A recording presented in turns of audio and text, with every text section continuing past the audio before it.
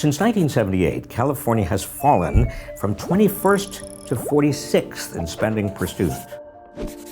1 in 10 of its bridges is in disrepair. More than half of California's county hospitals have closed. What happened? Here's a big part of the answer and what you can do about it in less than 3 minutes.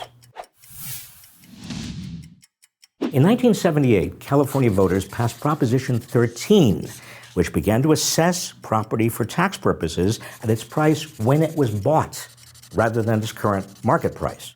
This has protected homeowners and renters, but it's also given a windfall to the corporate owners of commercial property. They don't need this protection.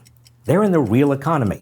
They're supposed to compete on a level playing field with new companies whose property taxes are based on current market prices. That's why what they own is called commercial property. This windfall has caused 3 big problems. First, it's shifted a bigger share of property taxes to California homeowners. Back in 1978, corporations paid 44% of all property taxes, and homeowners paid 56%. Now, after exploiting this loophole for years, corporations pay only 28% of property taxes, while homeowners pick up 72% of the tab. Second, it's robbed California of billions of dollars needed for schools and local services. If all corporations were paying the property taxes they should be paying, California communities would have $9 billion more in revenues this year.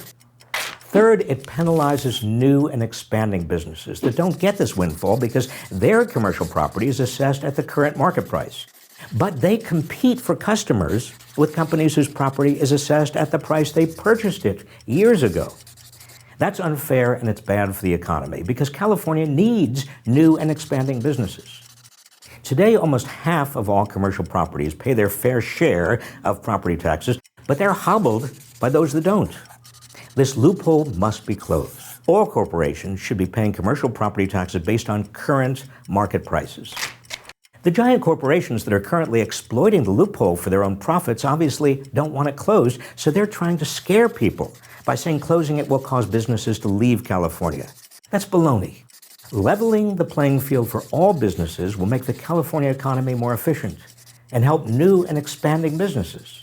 Besides, California's property taxes are already much lower than the national average. So even if corporations pay their full share, they're still getting a great deal.